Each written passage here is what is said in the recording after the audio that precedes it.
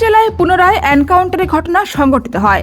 মঙ্গলবার ধলাই, আমরাঘাট, কৃষ্ণপুর, গঙ্গানগর এলাকা থেকে আগ্নেয়াস্ত্রসহ 3 উপজাতি যুবককে আটক করে কাছাড় পুলিশ।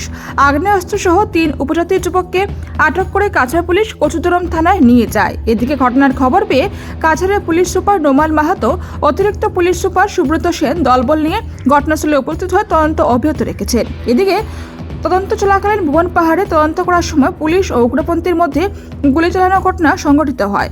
গুলি চালানোর ঘটনায় 3 জন উগ্রপন্থী ঘটনাস্থলে মৃত্যু হয়। সঙ্গে সঙ্গে পুলিশ মৃতদেহ উদ্ধার করে ময়নাতদন্তের জন্য শিলচর মেডিকেল কলেজ হাসপাতালে প্রেরণ করে বলে জানা যায়।